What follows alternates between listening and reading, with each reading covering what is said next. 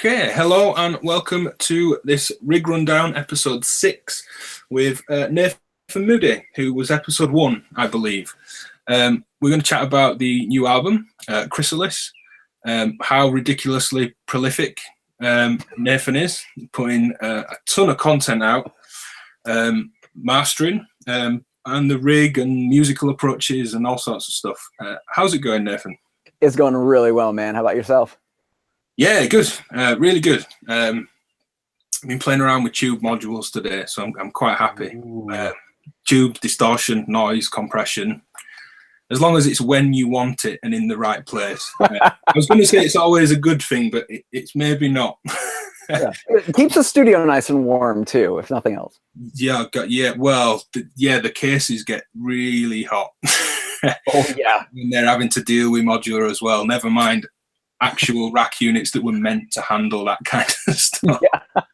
But yeah, really good. So just completely dropped this new album from nowhere. We were going to speak about the previous release, which was only not even 6 weeks ago, a few weeks ago. It was about 2-3 months ago. Okay. But yeah, this I think it was a little bit earlier, but okay.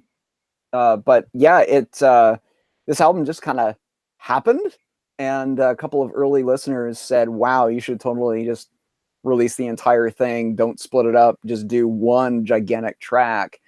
And I listened back to it a few times and thought maybe that was an okay idea, and here we are. Yeah, well, that kind of leads on to a good first question, I guess, is that you've had full mixes before available on cassette. So the cassette releases you've done have obviously just been a continuous mix of audio. Was that in any way an inspiration for actually releasing the whole thing this way? I'm sure that probably factored into it. The tape medium is linear, so why split things up into tracks at that point? That's why I've always kind of done continuous mixes exclusively on the tape format as opposed to digital. And the way this album came about might have been kind of subconsciously influenced by that, but I just kind of started jamming on the Buchla, which I hadn't done in probably 4 months or so, and just something spilled out, and then there was this kind of outro to it that led to something else, that led to something else, that led to something else. And then next thing I knew, I was pretty much recording nonstop for 2 days.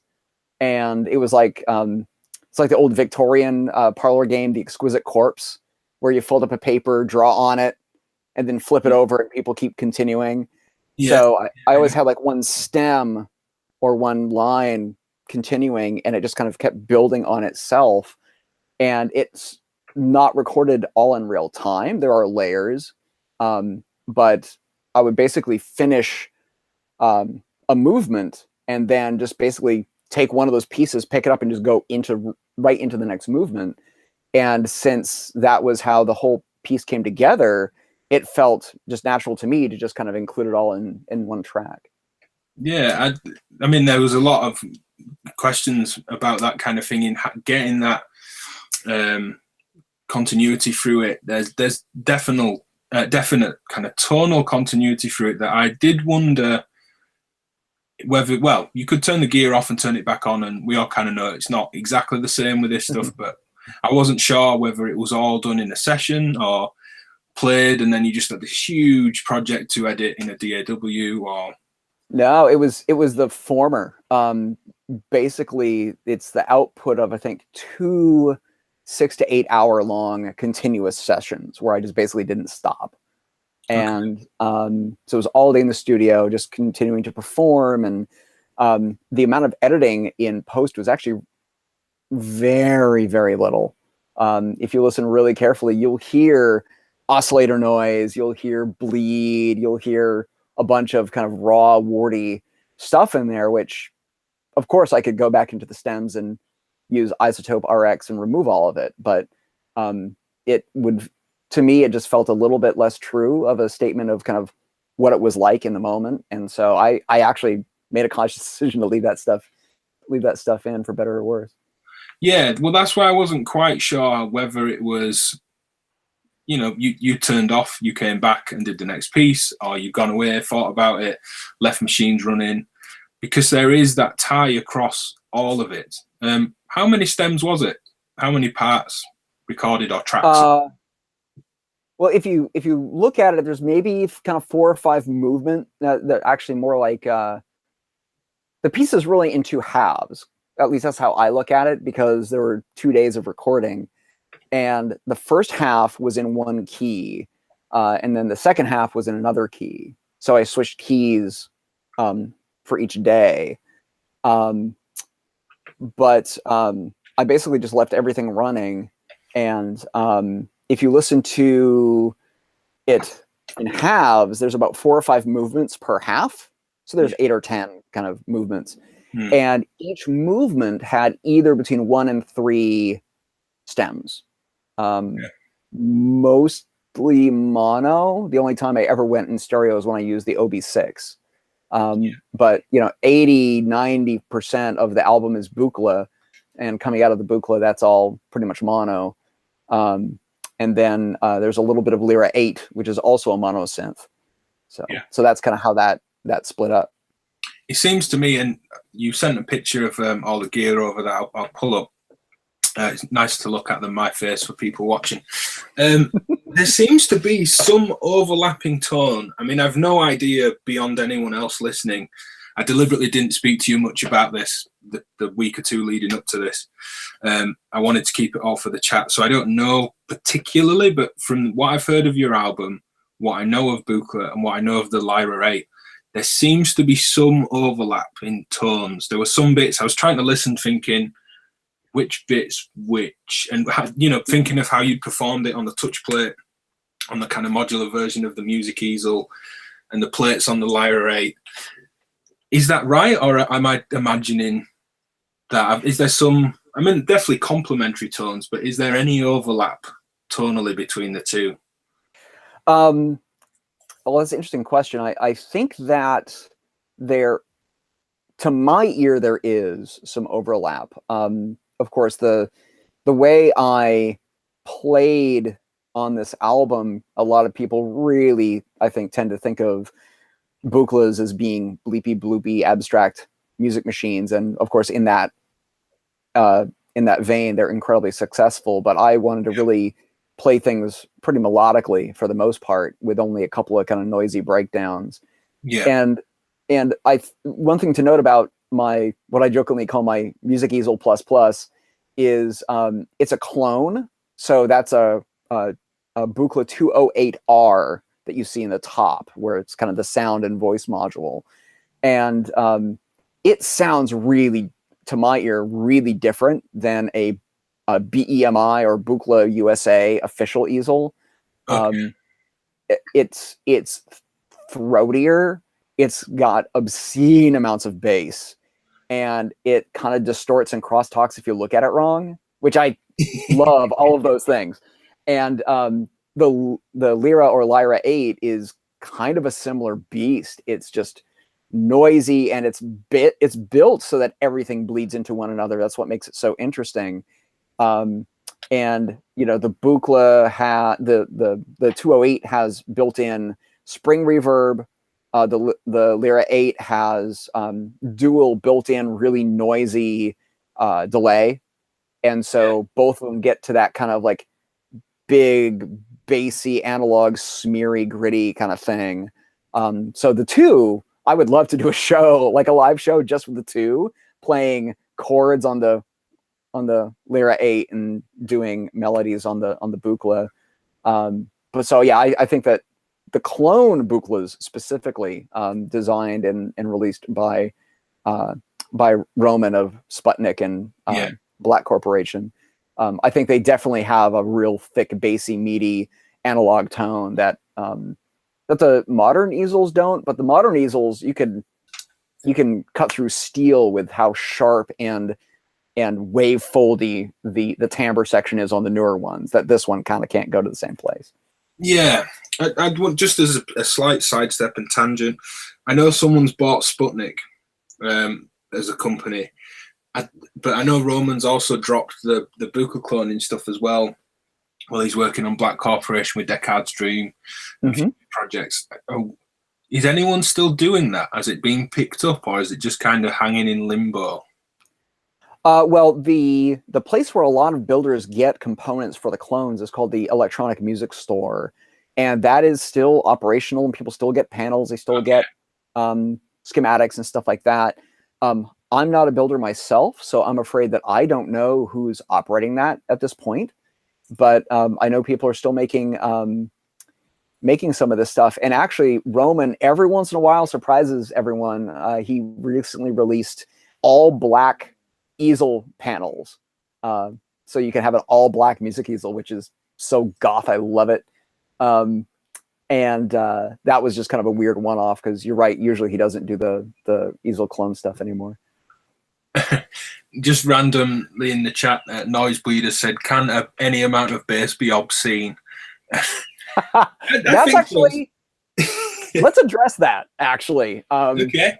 That is a great question. I absolutely used to think, why would you ever say something so heretical? That is the dumbest thing I've ever heard. And when you start tracking, and like both Ben and myself, when you start doing serious mixing and mastering work, you realize it really can be an issue. Mostly because even when your ear is picking up maybe like a fundamental or a harmonic that's really sharp, kind of higher register, if you look at this stuff on a frequency analyzer, there's this massive lump of bass frequencies from like 50 hertz down. And the problem with that is that sometimes that can just eat up headroom in your mix or in your track where you don't want it. And so if I'm making a bass part, that's fine. That's kind of what you want. But I can be playing like around C2 or C3 equivalent octave, equivalent note value, and still get huge amount of bass buildup. And that I need to get rid of that, because that's going to compete with my actual bass line in terms of rumble. So sometimes it depends on what you want and what you're going for, but sometimes it can absolutely be more of a pain than a benefit. Yeah, definitely. And it kind of depends on the whole approach. And we'll touch on this kind of separate to the album a little bit later with your new mastering ventures, which is an incredible amount of great work coming from to you and from you regarding the mastering work. But yeah, it's definitely something you have to be aware of. And I think with Steve Duda years ago, who does stuff for will.i.am and a lot of pop work, and he's kind of the guy behind Deadmau5, as people like to say, and kind of known in all these circles. And there was some sort of competition to go and produce a track with them for a day, and Steve Duda ran a room in one studio, and some other similar kind of dance name ran it in another. And he said at the start, "Are we making a loud track?" And they were all kind of teenagers getting into production.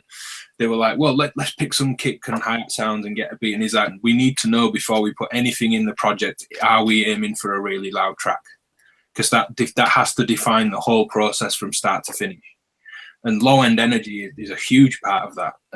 There's no way it's going to be a super loud master if it's incredibly sub-heavy. It just eats compression. And absolutely. But yeah, you've touched on a couple of things. I have a big list of kind of questions we'll just chip away at. But you mentioned the effects being the spring reverb in the easel clone and the delay in the Lyra 8. Were you sending anything to each other? So because there are points on the album where you can hear this really great gritty delay that is the Lyra 8. Is that then the Lyra 8 that's being played through it, or were you sending sound from elsewhere to that? And likewise with the buchla, where we hear spring reverb, is it just the buchla going into it, or were you processing sound through the easel? That's a great question. So because a lot of this stuff I would actually be playing live and recording multi-track in real time, I didn't wind up running one into the other. Okay. If I was going to do strictly kind of more layered processing, then definitely that would be really tasty. Drum machines, especially through the Lyra 8, are just crazy town. It just sounds really super bizarre. But that's pretty much the only thing I did in post in terms of significant time spent, was actually applying some really subtle Valhalla DSP vintage verb reverb just to widen the stereo field. But for the most part, the easel was the easel and the lyra was the lyra. And then, of course, the OB6, when that appears, that's got a pretty sophisticated dual effects engine built in. Yeah. So I basically mostly used it to just process itself as well. So.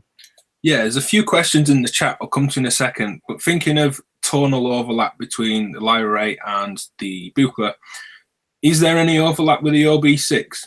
Because there are points, not that, my first listen through was to just enjoy it as a musical piece. It wasn't to try and dissect the whole thing.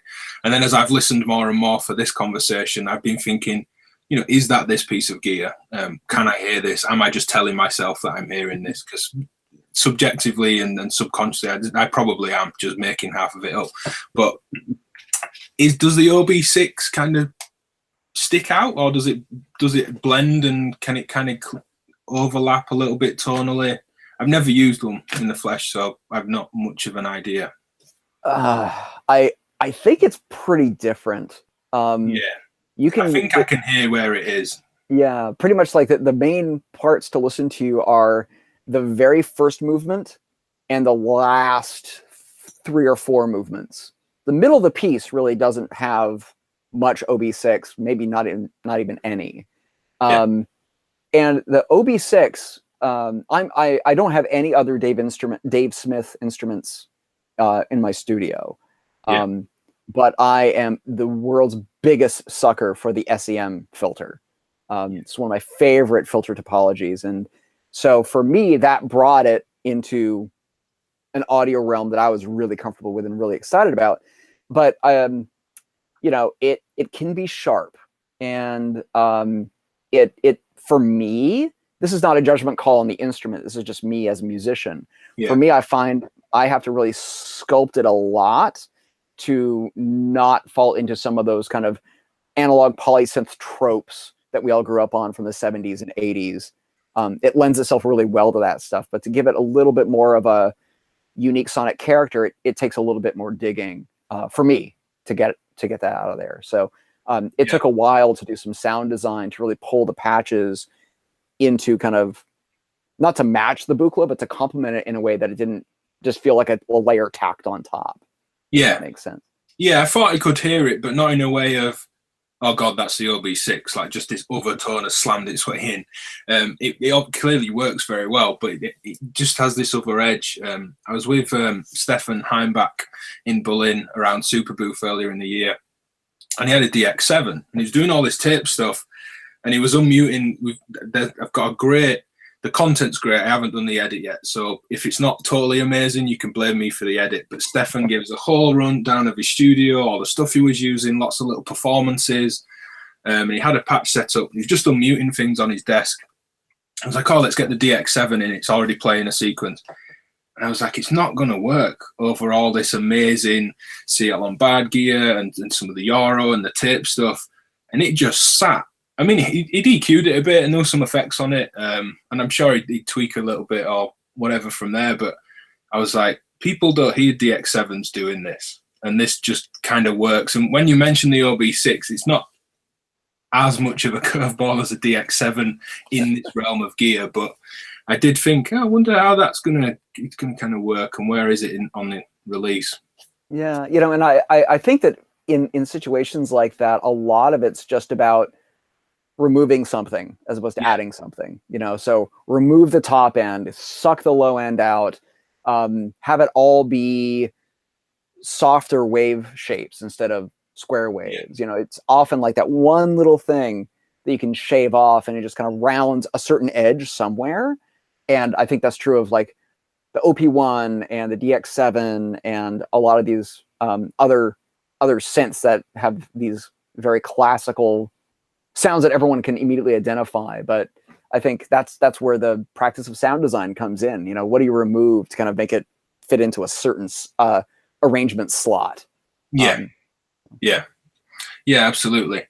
We'll keep chipping away at questions, because I have a feeling if I kind of keep going in the, I have a rough order, but we're obviously going to, as something comes up, we'll be sidestepping through questions and things all the way through. But I want to keep addressing the chat room live, otherwise I'll forget some of the questions.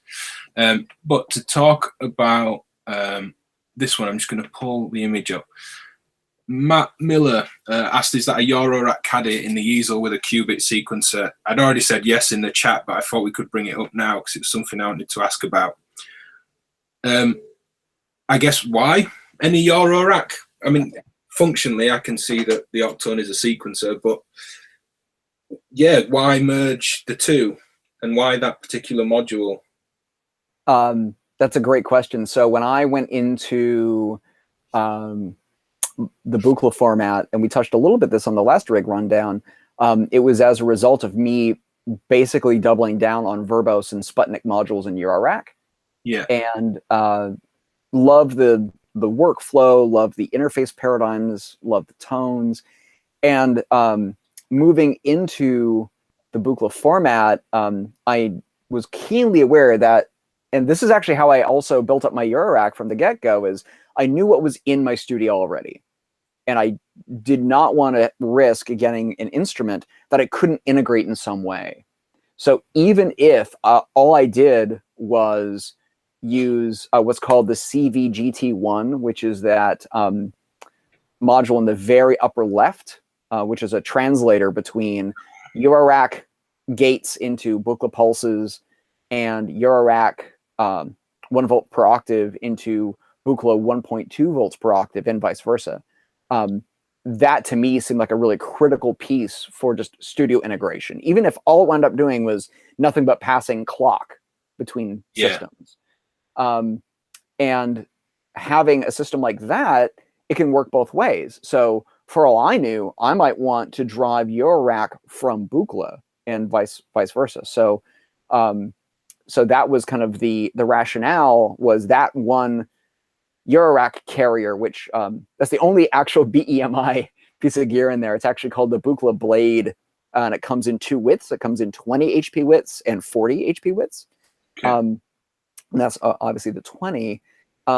It just seemed like a no-brainer for just making this thing not just be a standalone curiosity in my studio, but it could really be something that would deeply be integrated with the rest of the sound making equipment that I have. Yeah, it's a bit like when people have a Korg MS-20 and they buy is it the English tier or something the module's called, that will convert the hertz to volt per octave stuff. Total no-brainer. If you have another format and it's all going to be in there, yeah, it seemed that. Why the Octone? Or not? I mean, we don't need to talk specifically about the Octone, but why a sequencer over LFOs or more envelopes or random? So, so if you flip back to the picture, actually, you'll see that I do have in the easel plus, I do have I have more envelopes. I do have more low pass gates. I have another complex oscillator, but there's a couple of realities around at least this version of the Buchla Music Easel, and that's that it clocks like the town drunk. So the there's a timing mechanism in the 208 module, which is the big thing with the sliders up the top, and it's called the pulsar. And it's really interesting because it's actually not a clock pulse as we know in Eurorack. It's actually a ramp. It's like a sawtooth wave. Okay. And which is cool because you can actually use it as kind of a secondary envelope. So that's super, super helpful. But, and if you're just listening to it, the clocking sounds fine. But if you ever try to actually lay this down to a sync or sync something to it, it warbles like you wouldn't believe. And so to the ear, no big deal. To the grid in a DAW, it's a nightmare. Okay. So, and the only other sequencer in the 208 is built in. It's the 5-step sequencer, which actually I use way more often than I thought I would, as opposed to, an increment of 4. Yeah. And that's cool, but it's not quantized. and it's only 5 steps. And I just realized that with the CV GT1 and the Octone, I could actually do full quantized stuff in the Buchla format, which is actually not that easy to do because there are very, very few modules, even in clones, that can really do quantized work other than just using the keyboard. And then also that supports the fact that I have this really primitive complex oscillator in that top row called the Buchla 158. That's also a clone. Yeah. And that thing is haunted. It is just one of the weirdest oscillators I've ever used, and I love it to death. So now all of a sudden I can actually do one in this box. I can do one drone, one 8-step sequence, another step up to 5 sequences, and I can still play the keyboard, which is called the 218. That's the touch plate keyboard. Yeah. And that even itself, if you pan over to the right, it has 4 touch plates, which are basically another short keyboard above the main keys. And so all of a sudden you've got a ton of different sequencing options using every single voice, and you really can make entire rich tracks out of just those 2 rows. And that was really ultimately the goal. Yeah, you've answered a couple of questions kind of right off the bat there. Mark Zeno, that was going to join us for this chat, but unfortunately couldn't make it, did leave some questions. And again, I'll dip into these between the live chat and some notes I've got and some stuff from Mark. So the only actual quantizer is the sequencer itself, the Octone, or you playing the keys. Right, correct. Nothing else. It sounds very quantized. So how much have you practiced this thing? Because I'm imagining there's a quite, mix of playing and letting sequences run and everything else. Is it in any way tied to the grid by gate patterns that are running, or have you just played it that well? As silly as that sounds. There's a couple of points that are more obviously played, but I think it's very intentfully not as on the grid as some of the other parts in the various movements. It works very well. So I did wonder if there was any kind of extra sequencing, I guess. Well, it really depends on which movement within the larger CHRYSALIS piece that you're referring to, because it's a total mix of both. One of the key components of the Buchla of the Buchla easel we were just talking about is the pulsar. And the pulsar is, you can actually even hear it with all the oscillators down. It actually bleeds into the audio circuitry a little bit. And it just defines a lot. It defines the whole programming event model, really, in the 208. And so what often happens is that will control it will trigger a low pass gate, or I'll use the entire drop off in the pulse ramp as an envelope, one or the other. And I will often just play the keyboard and the 4 little touch pads above it. I'll just play that live using what I hear as the pulsar as my metronome. And another thing that you will hear all over CHRYSALIS actually is, this is a crutch I actually have to destroy and stop using so much, is the idea of actually running the keyboard's arpeggiator uncorrelated to the master clock. And so what that does is it gives you these little trills that fade in and out. Yes. That sound like I've got 20 fingers. Of course I don't. Last time I checked anyway. And there's a part that almost sounds like Jordan Rudess flying up the keyboard. And I figured it was the arpeggiator. I didn't think if only my beard was longer, Ben, I could probably do that. So that's it's almost like the envelope is just a mask for the stream of notes coming out of the arpeggiator. Yeah. And I just find that those kind of little trills really lovely. This is something I actually picked up from using the Verbose voltage multi-stage sequencer, because you can actually set it to glide, and you run that through a quantizer, and it steps as it glides. And so that wound up being a trick that I just wound up really enjoying and used a bunch on this release. That's a really interesting technique to bring up, I think. And I really like it when you have a sequence, even if it's already quantized, that you add a glide to. Tuesday by This Is Not Rocket Science, probably the last thing I used. It's on a kind of generative pre-quantized sequencer, but some steps have slides pre-programmed in as part of the patterns. But re-quantizing that, and if you've got anything where you can play with that shape, you can create this, not just a linear kind of re-quantization of all the notes, like sliding over a fretboard, but almost like little pitch ramps, if it's really exponential, or where it feels like it slows down into the next note. And it's really interesting. And even if you don't want an out of time, because some would want to be completely on the grid, just having the space between the notes be a little bit freer on other steps by re-quantizing glides and things, it's really interesting. And if you've got a gated slew as well, works very well. We could do that on and off. That worked really, really well. And one of the nice things about the 218 also is that it actually has a CV input for the arpeggiator speed.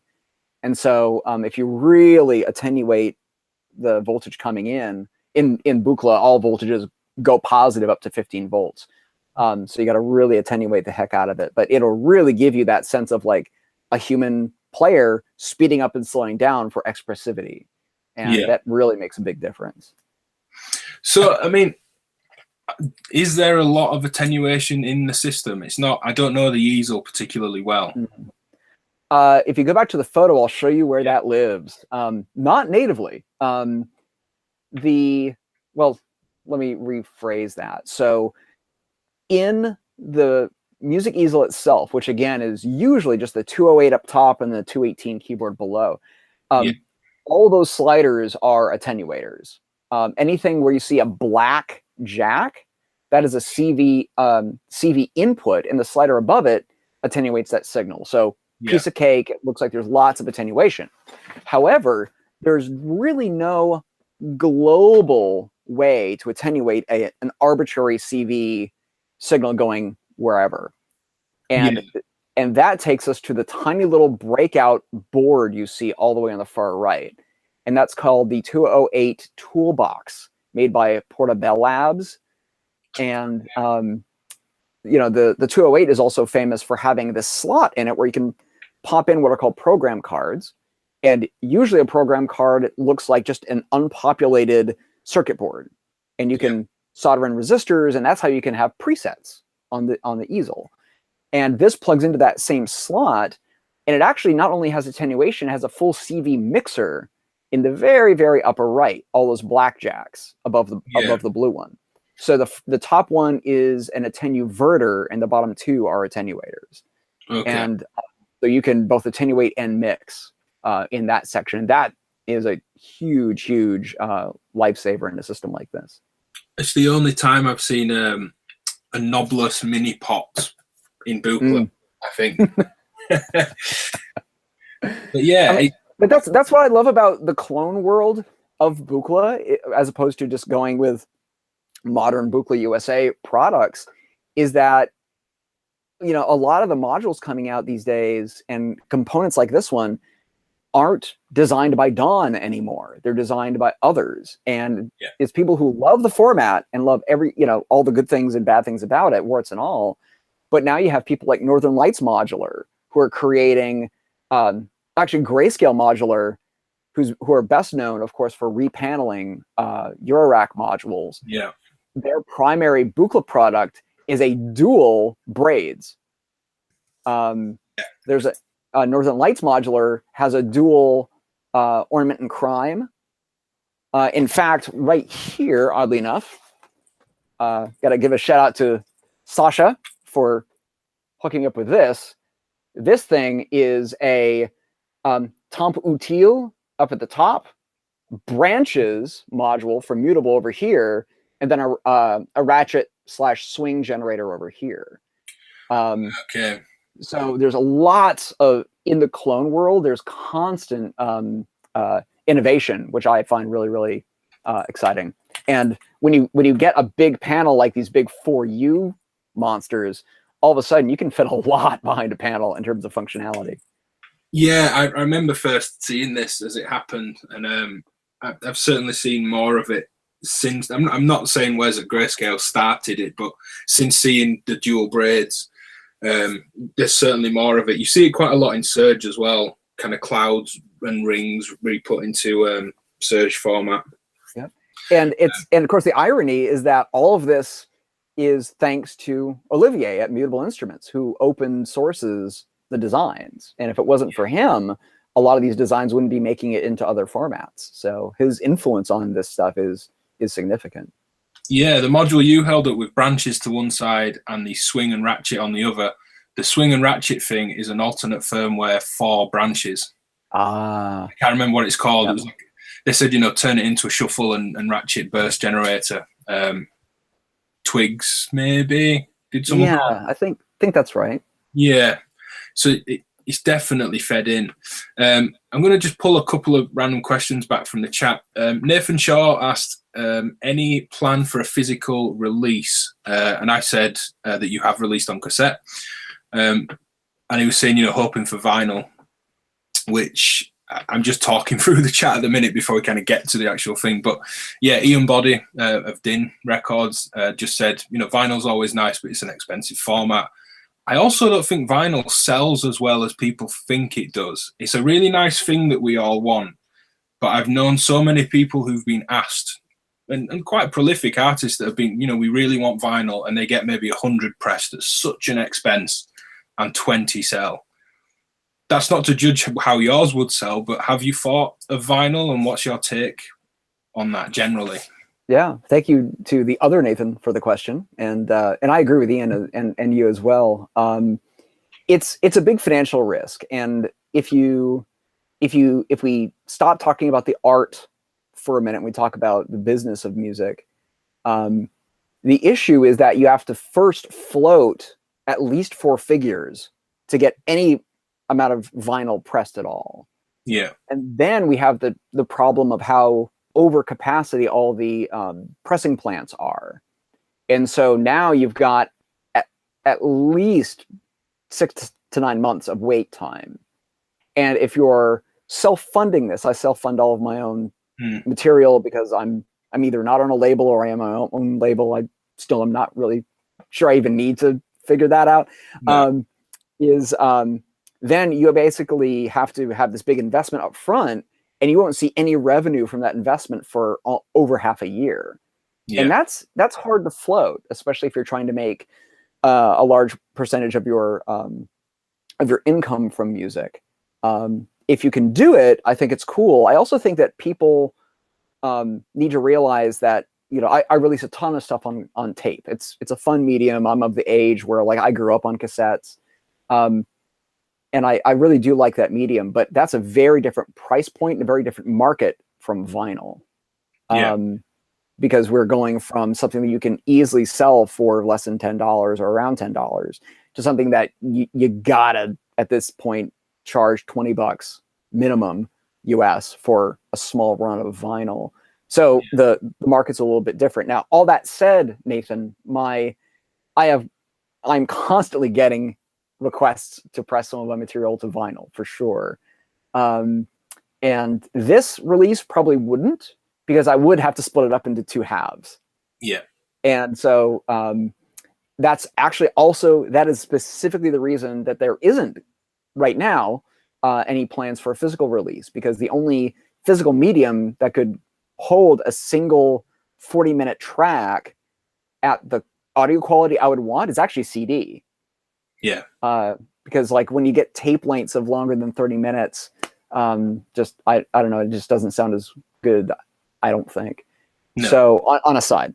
So I think for this release, this is going to remain a digital only release. I also am not putting it on any streaming services, because I want to, for this release, I want to put a real fine point on the fact that this is meant to be listened to as one continuous thing, not as a bunch of 3 to 5 minute elements in a shuffle playlist.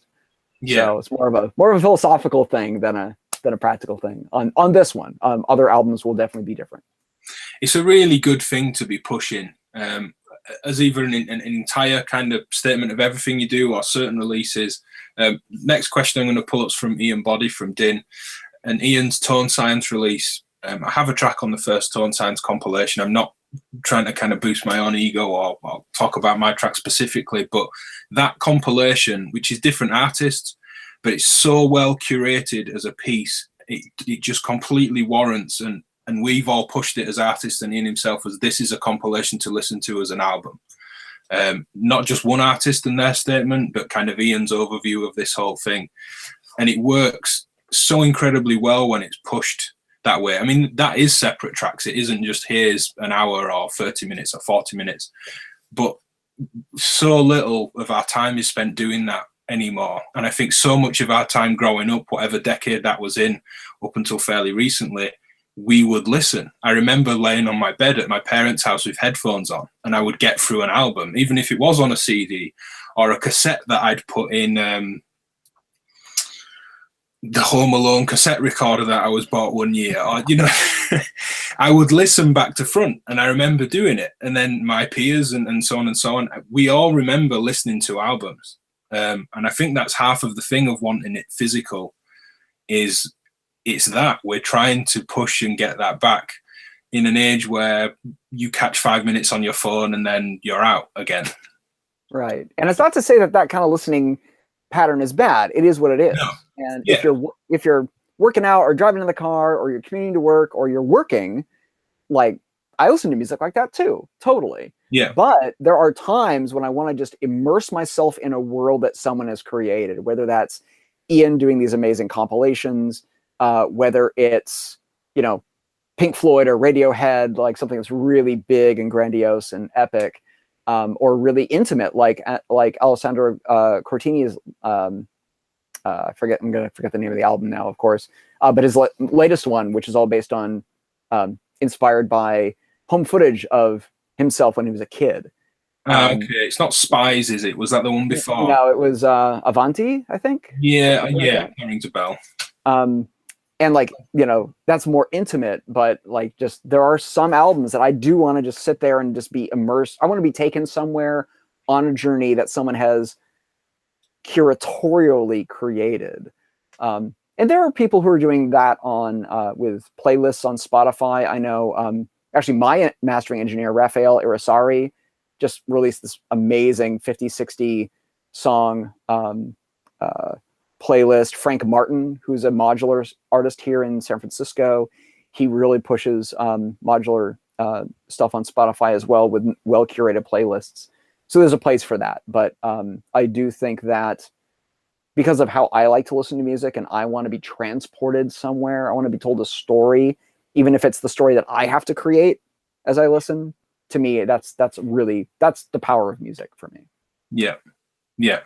It's not to belittle short listening, and I do a ton of that, to be honest. The majority of my listening is like that. But to completely forget about getting immersed is a sad thing, I think. So it's nice when people present opportunities to do that. It kind of reminds you, I should be doing this. Because I usually listen to like your release or the Tone Science compilation as that was coming together. And then I find for a little while after, I'm still searching back through my catalogue of music to do that. And it might just be, like I said, it could be Radiohead or a Pink Floyd thing or an electronic piece or an ambient piece. I tend to get in that, it diminishes, but having someone kind of say, listen to this as a full thing.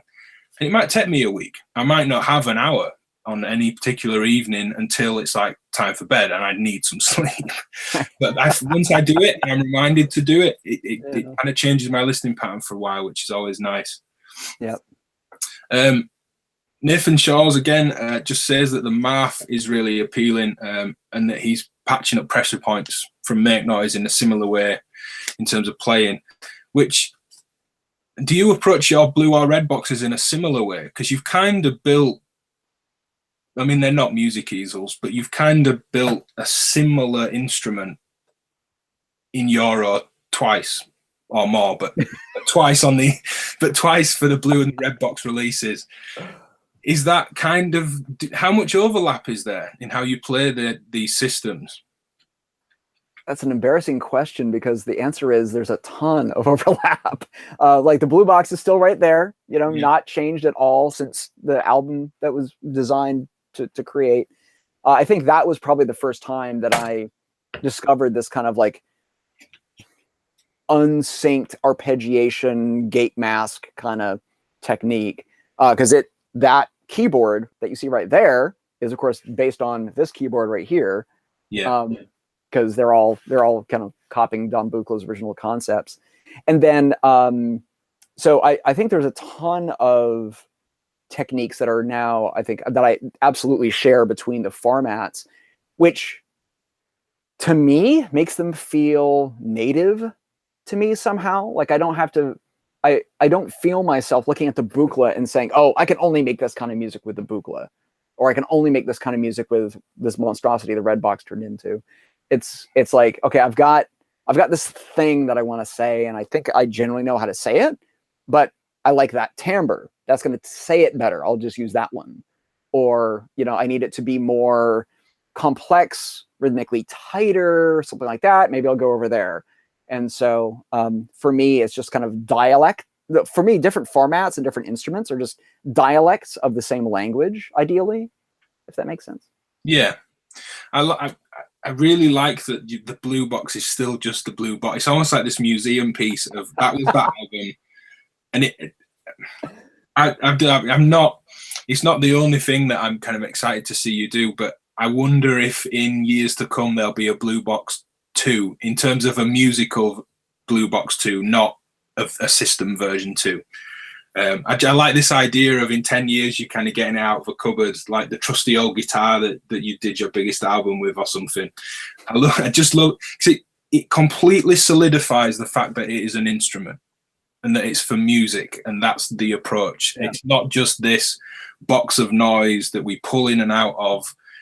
That was the musical instrument, and it completely validates it. Yeah, I mean, to a certain extent that was by design, but also luck. That, yeah, I just made some lucky choices, and I just haven't had a need to refactor it. In fact, I don't know if Austin's on the chat, but here's a funny story. R. Benny, yeah, really good friend. He's local to me, and he's far and away one of my favorite ambient musicians ever. He came over and installed Parasites on my clouds in the Blue Box, and I'm freaking out because I don't know how to use it. And I'm like, give me my old clouds back. So I switched back actually to the old firmware, and it's just like, oh, okay, here's the 59 Stratocaster I know really well, and I'll, you know, and in terms of, you know, future output from it, no comment, but quite likely. Yeah, well, yeah, of course. I mean, it's an inspiring thing. I don't mean, when I say museum piece, I don't mean in a way of it's going to live in a glass cabinet and you won't use it. No, I didn't take it that way. But that would be really sad. For a Eurorack instrument, it's really immediate. You just turn it on and there's a keyboard and you just go. I leave kind of half of the stuff patched up kind of the same way all the time, and I pick it up and sketch with it just like I do with the OP1, even though it's a Eurorack system. So still around. Yeah. ATK in the chat says, are you planning on having a box for each color, and which color is net? Well, I don't know what other colors you could do. No, purple box. 2 reasons. Number one, right in between blue and red. Number two, Noise Engineering has a whole bunch of purple faceplate modules. Yeah, prototypes, where they're cut on purple PCBs. Yep. I wonder if you could speak to them and get a load of those. Who else is on the chat? Let's see. You know, you could do orange for Harvestman. That's a good point. M. Campbell put industrial music electronics, but you could have a pretty serious orange system on the go. Oh, totally. I mean, if you stick to Tip Top, you can kind of have that, you know, greeny yellow Christmas time candy bowl box. Yeah, the Surge-ish new tip-top look. Yeah, I guess so. There could be black box. There could be grey box if you did Dofa. There's options. You're okay for a couple of years.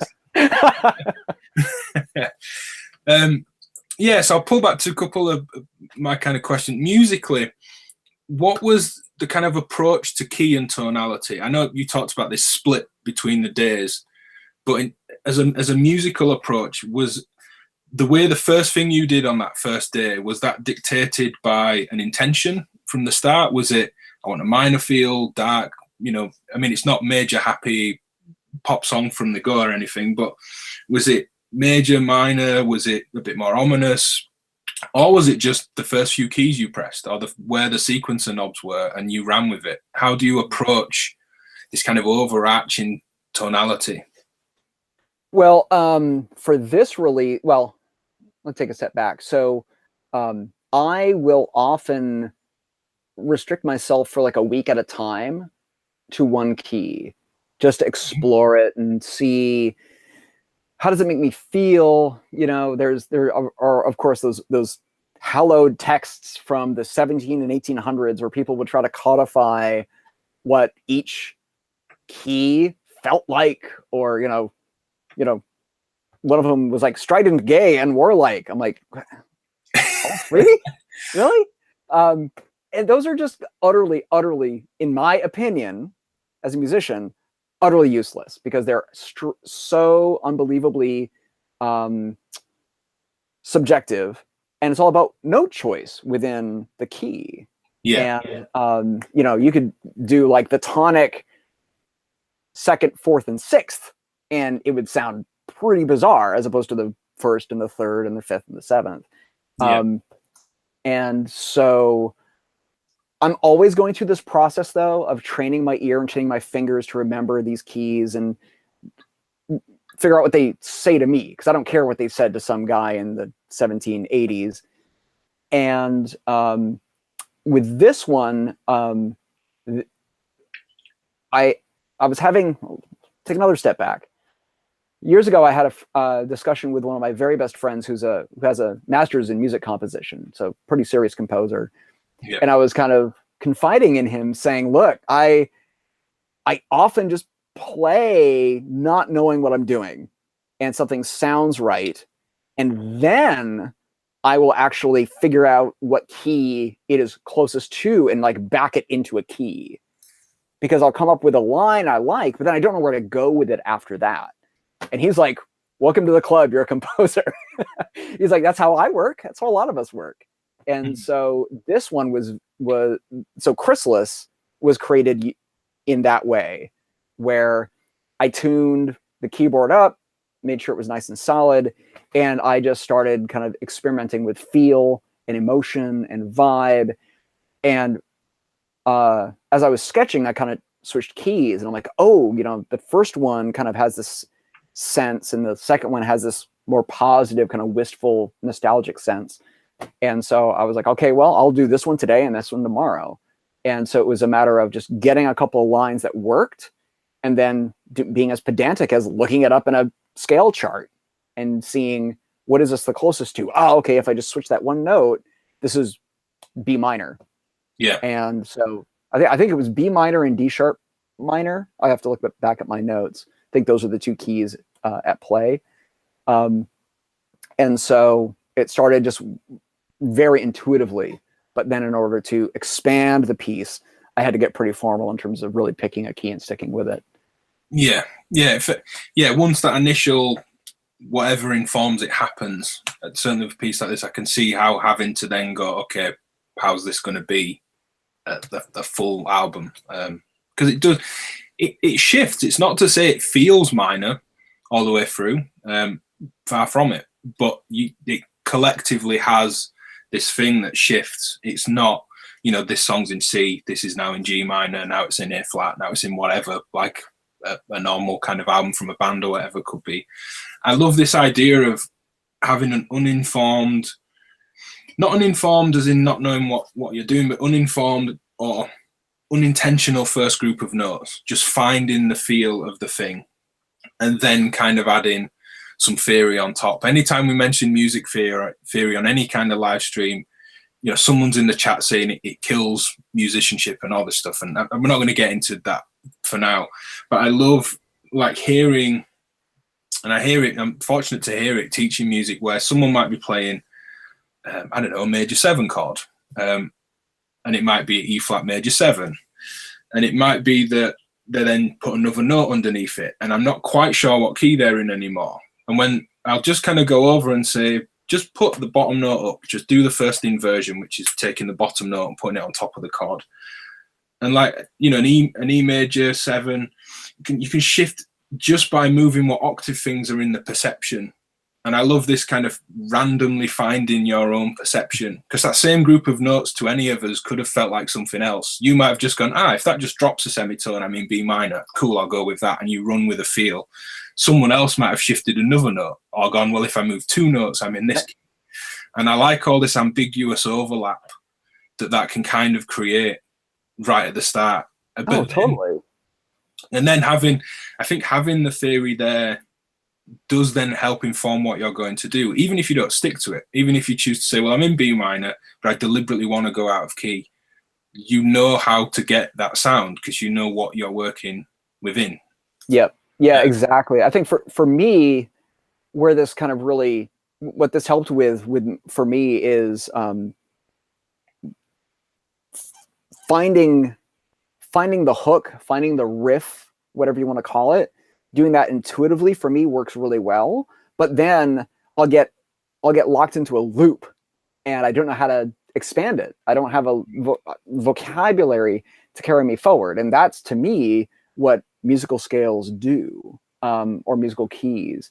And, you know, there's major and minor. Those are kind of the ones that I use the most often, but there's so many others. And, you know, then you get into the world of microtones, and, you know, it's like, they're all just frameworks for how do you make decisions about how you want to say what you want to say. And I use that word carefully. They're frameworks, not rule sets, because, you know, what's the fun in rules if you can't break some?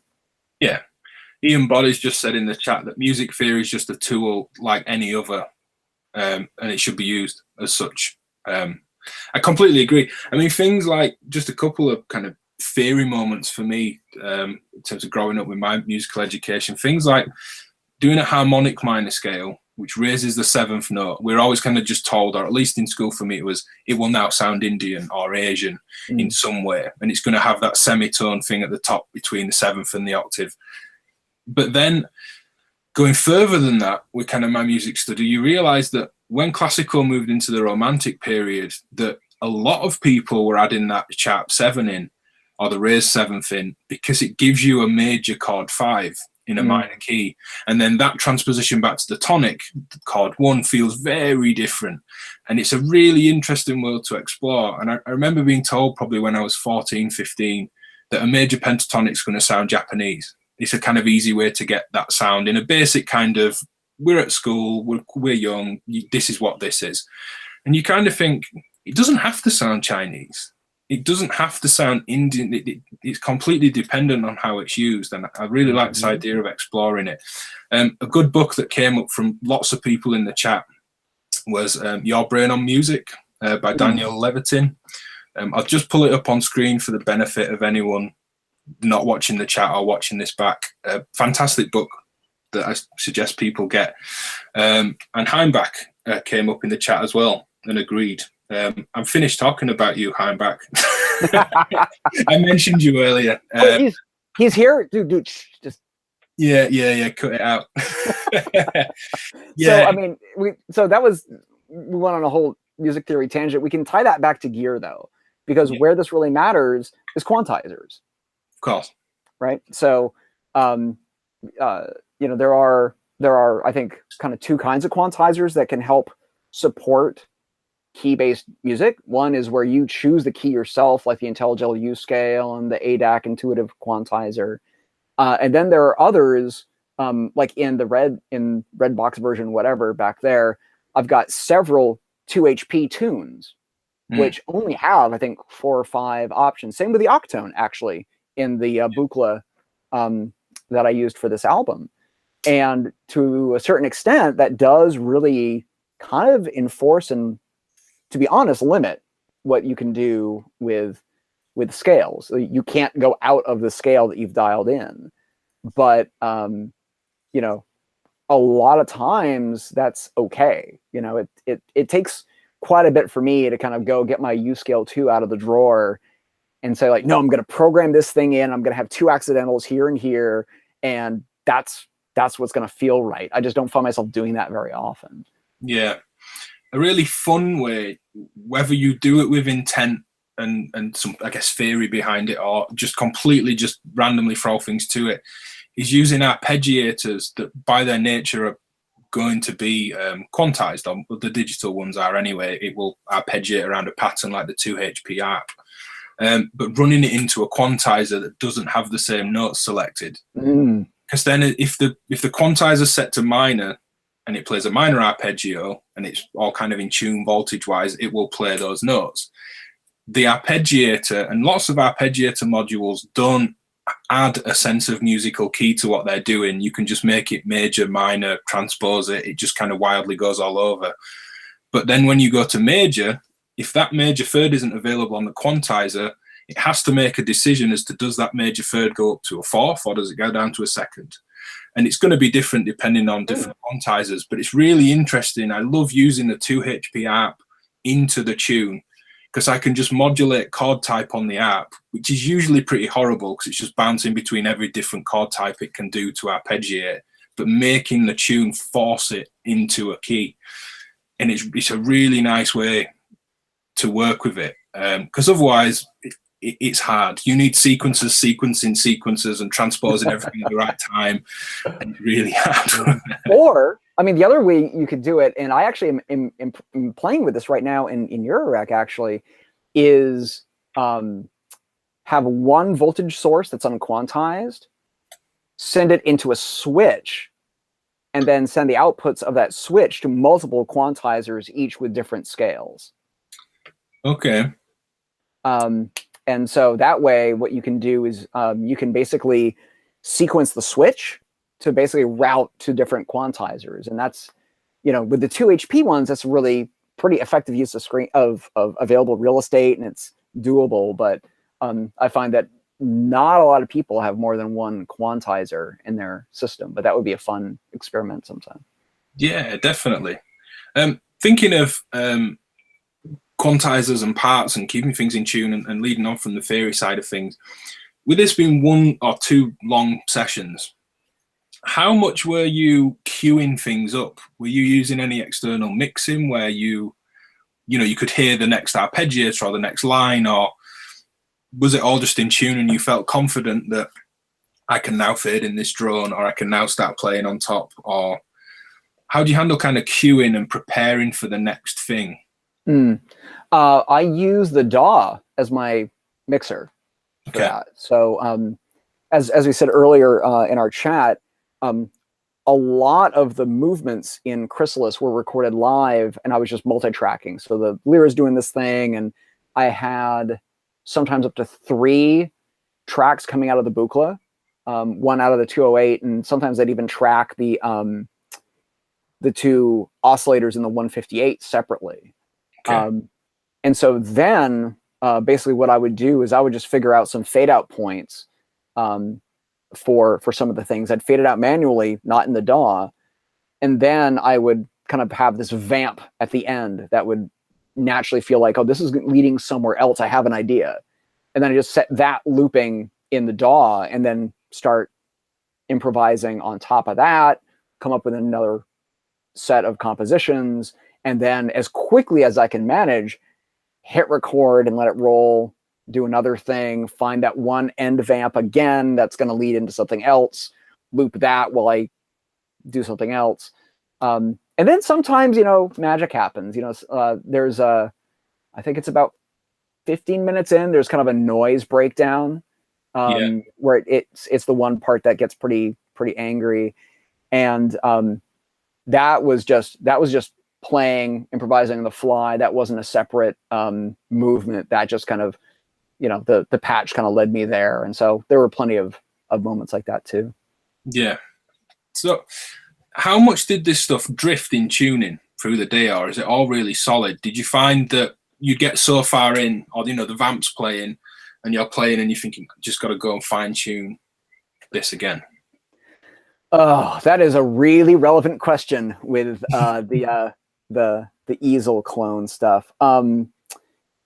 So once it's temperature stable, it's actually pretty good.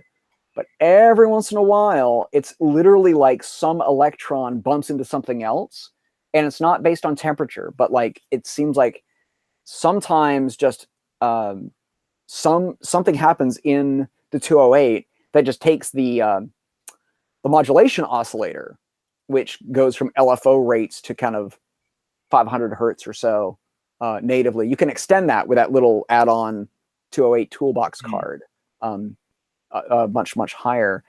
It seems like every once in a while, just that'll kick down like a quarter step, and I have to retune.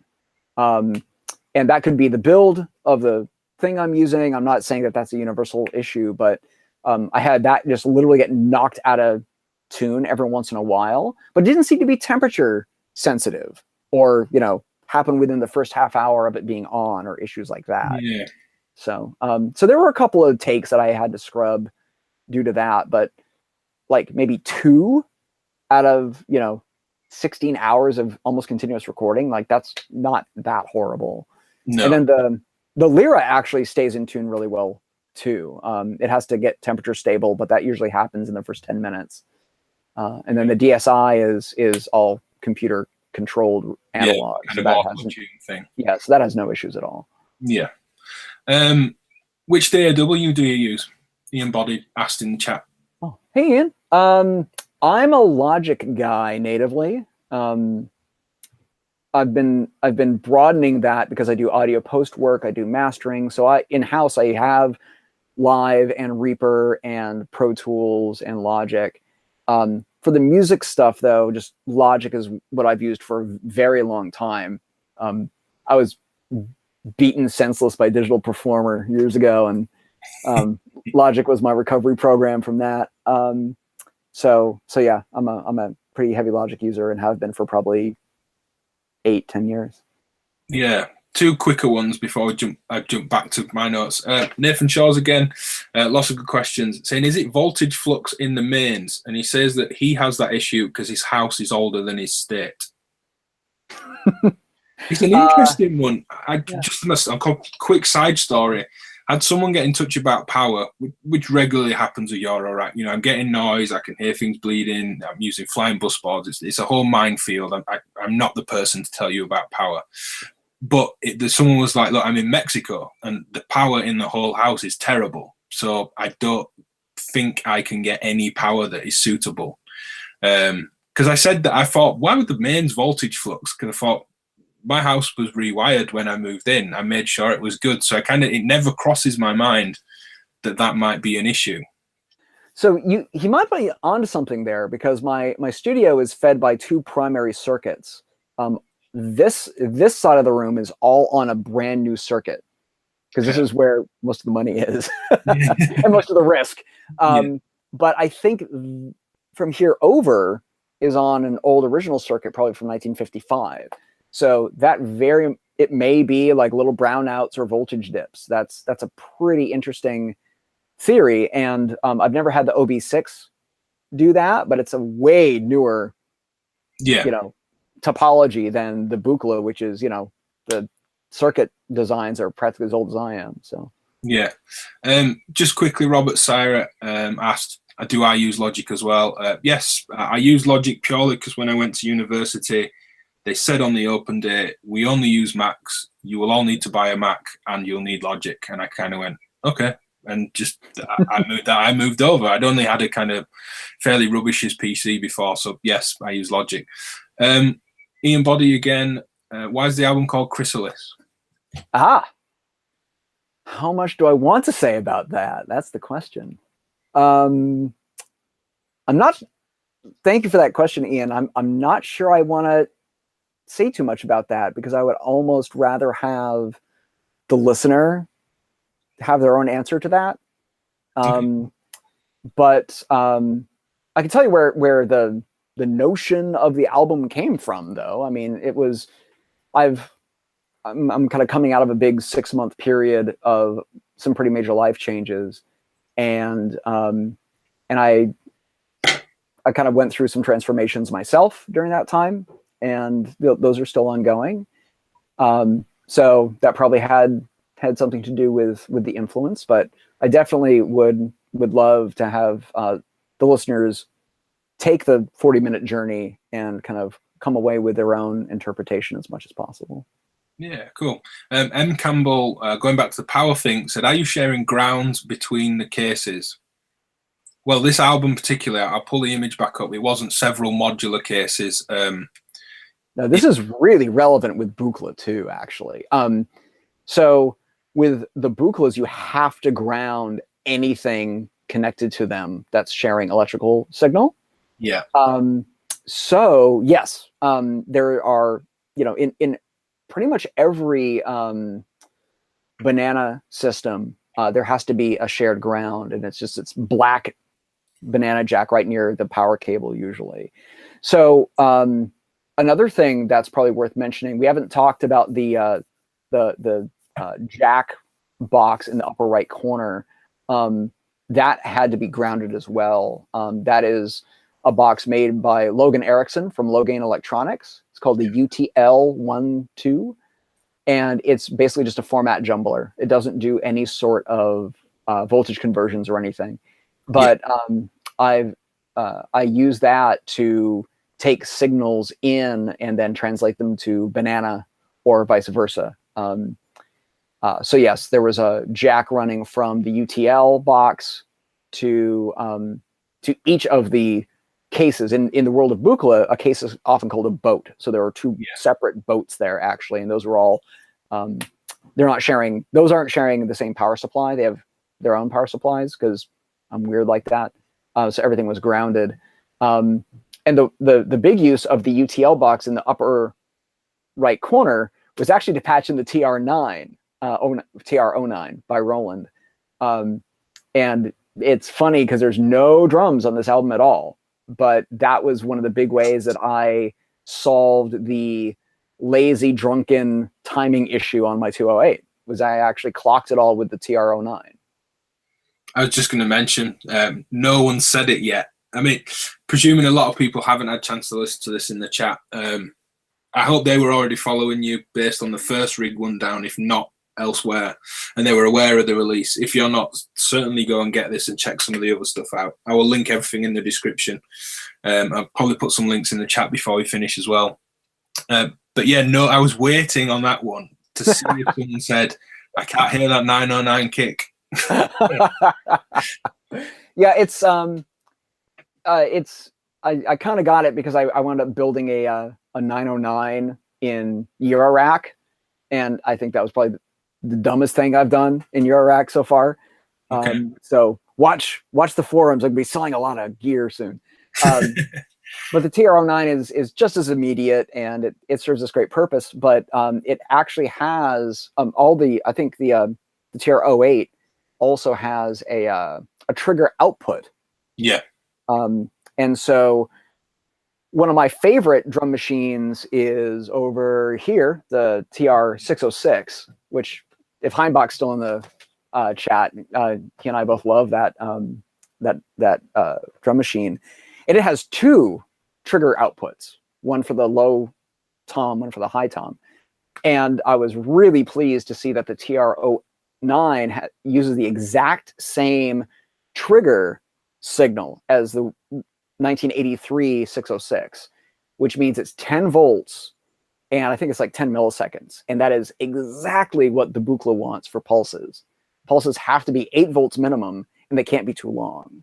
So the 606, the 08, the 09, they're great companions to the Buchla. Yeah, there's so many issues for people around resetting sequences and making sure clocks are stable around not quite high enough pulses or triggers, or gate lengths that are too long, or it's only a 1 millisecond trigger, so it's not even going to register it, or it's crazy. One question, just kind of going back to the gear side of things, how do you feel the tone of the Buchla system can be replicated elsewhere?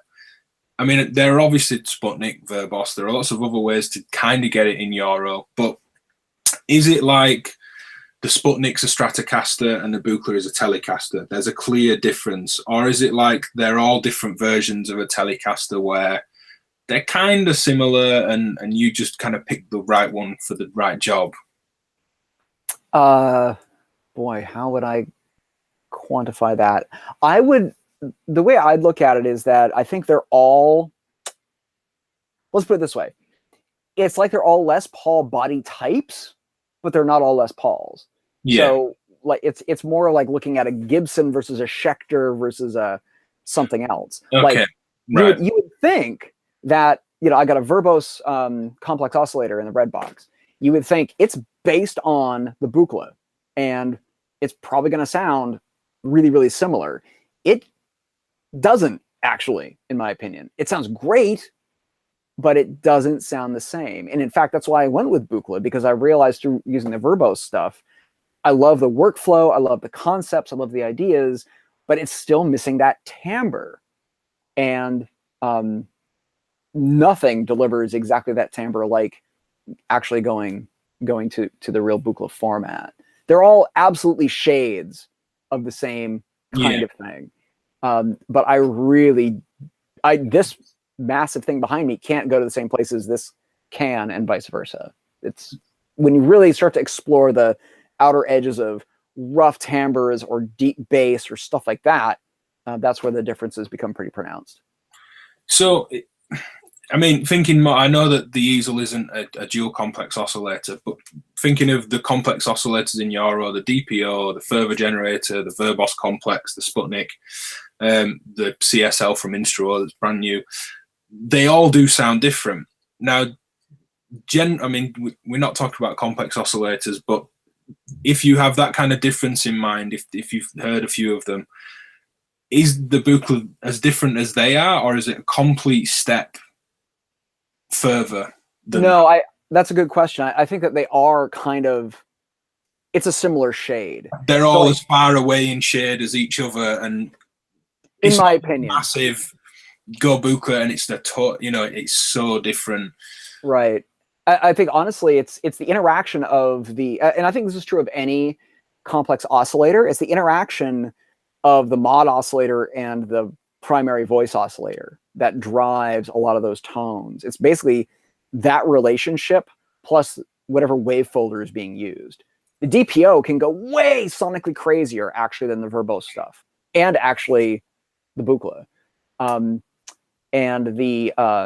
But I think that the complex oscillator under FM from Verbos has a more woody sound. It's actually more similar to the modern Buchla music easel as opposed to the clone. So yeah, Mark Zeno's saying it's more about the aggression of that cross modulation. I think that's a really good point. Some of them, it's like picking a wave folder or a filter. The STG wave folder in Eurorack is very soft. The U-fold from IntelliGel is very harsh, but if you were to attenuate the U-fold so it only went as far in its folding as the STG, they all become a little bit more similar. Mm-hmm. They all go quite different. Mark also mentions the Catalyst audio, which is the Buchla 100 stuff, which is the oscillator you've got as an expander in the system. They seem completely wild compared to any kind of 200 series. Yeah, you really have to realize, like, when people say, it's the Buchla sound or whatever terminology they use, it's really shorthand because there's multiple formats of Buchla, right? There's the 100, there's the 200, there's the 200E, which is almost entirely digital and has presets and all this other stuff. And they all do sound really different because the designs were all made, 20 years apart. And the Catalyst stuff is really exciting. One of the things that if you dig back on my Instagram feed, you'll find a video of this. The 158 oscillator, and the 208 does this a little bit, but not as extreme. It has, and the Verbos stuff does this too. It has this massive slew in pitch when you engage or disengage FM. Okay. And so you can hold this like high C with an FM input, And then when you pull it out, you just get this like 8-second note dive down to like, you know, what the nominal voltage should be. And it's actually kind of great. I love weird behaviors like that you would never anticipate. It really takes you to different places musically. One thing I wanted to talk about, kind of tonal and musical choices in the piece. There's kind of two parts through all the different kind of pieces. There's always kind of a drone, well, not always, but there's this drone element and a played or a sequenced or arpeggiated element, and these appear in various guises throughout. The kind of sub or droning kind of element underneath tends to move from not back and forth, but if like a clean drone, and then the next movement might have a slightly dirtier drone, and then something will happen and it reappears as a clean drone again. How much kind of thought went into the, you know, oh, this held note was quite clean in the last piece, so then that will be the bit that's dirtier in the next. In terms of, I guess, how the harmonics are moving in different layers, it changes throughout. And I wondered if that was something you deliberately did. Yeah, it was. You know, I think it's you know, it gets predictable and boring when the bass line is always the thing that's aggressive and dirty and angry. And so flipping that around, you know, especially because it's all the same instrument for 40 continuous minutes, I think those changes are really, really necessary. Just like, you know, if you listen to, you know, we're talking about epic rock albums, you know, you listen to a Radiohead album, and, you know, there's a reason why it's like aggressive guitar, noodly, really clean guitar, electric, and then acoustic, and then, you know, and it alternates. Yeah. And I think you just have to flip up the timbres from time to time per layer, just to keep it interesting and to keep it flowing. Yeah, it's like making that choice between which gets the lowest frequencies. Is it the bass part or is it the kick in a lot of dance music? And you have to make that decision. Drum and bass tends to go with the bass having more sub. Modern house and techno, it tends to be the kick. So I would, yeah, I could. It felt like that was a decision that was made. Anytime I felt like I'd had a nice clean drone just underpinning something, by the time I guess I got familiar with it, that then kind of came back into the front a little bit. It was being folded or driven that bit more. Mark in the chat asks about, he'd love to hear your thoughts on random and it being a controlled and quantized source for this. I mean, what random is there in the system? We did speak about quantization a bit earlier, Mark. You'll have to kind of skip back for all that stuff, but yeah, randomness, use of randomness in this piece. So if you flip back to the image of the system, I can show you where the random sources are for the easel plus. So if you look at the 208 module, there are, of course, the banana jack field along the bottom underneath all the sliders. Yeah. Every white jack is a random source. So they're basically all sample and holds. And there's a tiny little switch just to the left of the jack field that lets you determine what's going to be the trigger to sample from. It can be every time it gets a timing pulse from the keyboard itself, and the keyboard only sends timing signals on gate note down, basically. Yeah. And on every note that the arpeggiator spits out.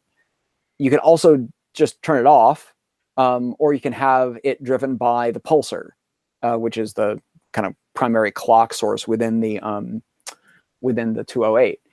And each one of those white jacks is not correlated. It's not like they're molts. So each one has a slightly different output at any one time. And so so you start to see some of the Euclidean logic, as Todd Barton likes to say here, where you'll notice that the white jacks will always reach a black input jack with a shorting bar, and that's very much by design. So you could you can run the you can run some random into influencing how often the pulsar triggers, or the frequency of the modulation oscillator, et cetera, or even the levels of the low pass gates. So every single movement on this has at least 2 flavors of the sample and hold style random going on. Yeah, and their tonal shit, were they at any point used for musical information? Yeah, I love. Oh, so the other thing. Well, not pitch specifically. I mean, it's not to say if it isn't pitch, it's not musical. Right. So one of the things that I think the music easel does incredibly well, and everyone ignores it because everyone's all looking at, what's the FM sound like? Because nothing FM's like a buchla, is actually amplitude modulation. And AM just makes any sound just hairy and gritty. And if you feed an LFO into it, it almost can sound like delay sometimes, or tremolo. And I love sending random into the pitch of the modulation oscillator while it's AMing the primary complex oscillator. And that way, every single hit goes from clean to dirty to totally fuzzy to a little bit dirty to clean again.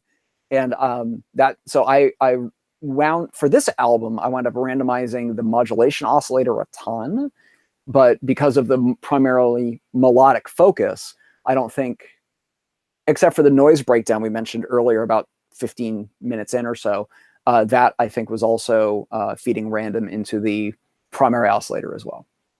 Yeah, I wanted to touch on AM. I kind of wasn't surprised when you told me that, and I felt I had a little kind of moment of cheering to myself that someone else was singing the praises of AM, especially on analog stuff, because nothing, and I've said this lots of times, so I won't bang on, but nothing kills motivation for me more than the pitch drift of more intense analog FM. When I just start getting it to a tone where I want and that fundamental starts rising, that's fine during a setup phase because you just retune at the kind of depth you want, but then you can't modulate the depth because your pitch is slewing all over the place, and it doesn't work when you're doing it against something else. It's a cool effect, but it tends to be why, certainly on a lot of the modular stuff where I want more intense FM, I tend to go for digital. Because I know it's going to give me clean pitch. Whereas AM I tend to like filter modulation at audio rate, so FM in cutoffs and things, for the same reason, in that the pitch doesn't drift.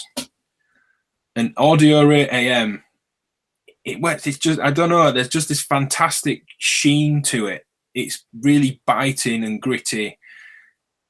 I don't know what it is, but people don't seem to explore it. I make sure anytime I do a VCA video, which is kind of easy to demo a VCA, it's not the hardest job to make a video demo of, but I always try and make sure that there's at least one AM patch going on. Yeah, AM is the unsung bastard child of synthesis, and it is just easy as sin to use. And it can just, it's almost like using kind of a wave folder, but the texture is totally different, and it's not true distortion. It's different. It just has its own tone, and you hear AM all over this album for sure. Yeah, because it's got those overtones, and it's got that rich kind of buccal thing to it, but it isn't FM, which is partly why I guess I kind of asked and had questions earlier about tonally how much it's like other systems, because it doesn't do the typical bleepy buchla FM thing. But it is in no way just a soft, non-audio rate modulated thing either. Other than saying I'm really happy that it's there and to be talking to people about AM, I mean, yeah, just try it on everything in a really simple Euro patch. If you're just going oscillator, filter, VCA, I say Euro anything, but majority of people here will have Euro rack over anything else. Just put a VCA between the oscillator and filter and just AM the wave that's going into the filter. It just gives it so much more to chew on. I'll do it before a low pass gate or any other technique. Anyway, you can just slot a VCA in and do this. Oh, totally. And even a fixed architecture synth like the OB6, which got a lot of use on this album, I was AMing that too, because you can do just slightly into audio rate modulations of the VCA on that unit as well. And it's funny that you mentioned filters, because that's another weird thing about this album. Only the OB6, that was the only instrument that had resonant filters. Yeah. Because the Lyra has none at all. Mm-hmm. And then the Buchla, of course, has a low pass gate. Well, it has a filter, which you can have act at the same time as the VCA. That makes it a low pass gate, but it's strictly it's pretty non-resonant. Yeah. So. Yeah. Yeah. And maybe potentially too slow to modulate that at audio rates as well. I don't know how, when the filter's engaged, how does it react on the book? Does it kind of slur it out with a Vactral response, or can it go quite high? Yeah, it can. It's a little sludgy, which sounds great. And actually, the only way to control the filter, you can control it, of course, through CV. You really only hear a little bit of filter squelchiness, like in the top quarter of the slider throw. Okay.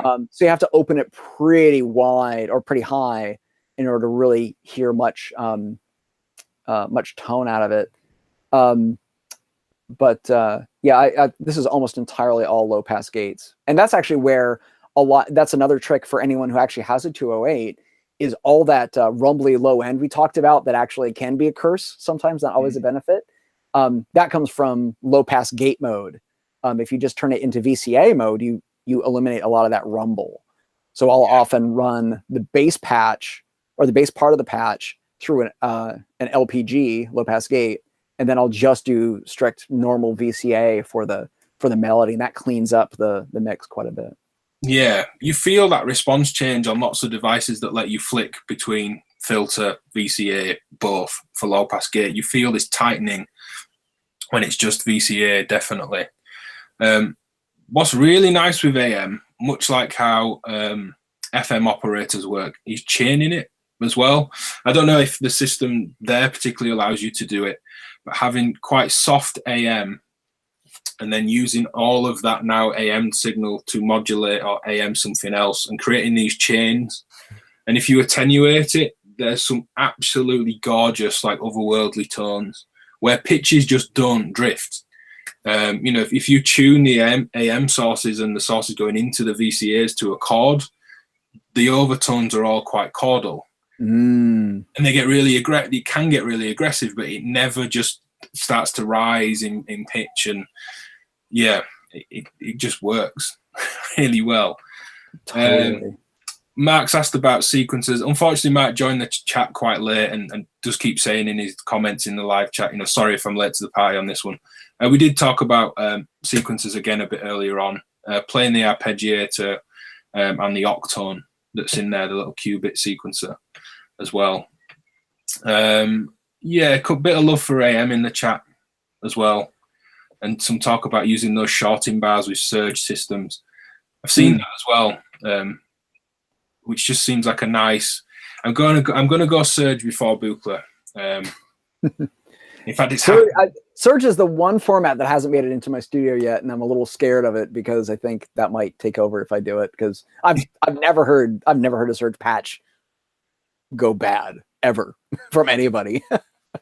Yeah, I think my view of that's probably similar. Actually, I've heard Buchla that I've not enjoyed.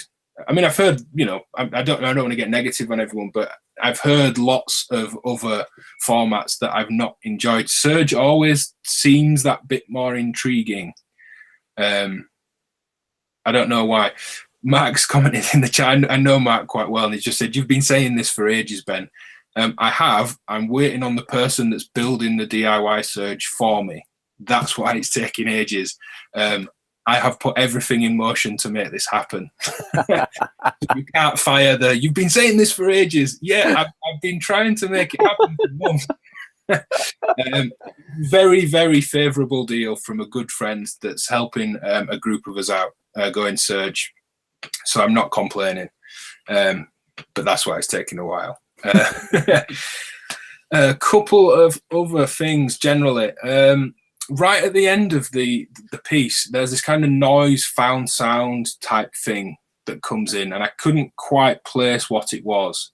And I found myself loading up the image when I listened to it again most recently. I've had this on a few times through the week, where moving through various thoughts and takes and impressions, depending on if I was in the car or at home or what I was listening on. What is the end of the album? What's doing whatever that is? So that is a field recording of a campfire in the middle of the mountains.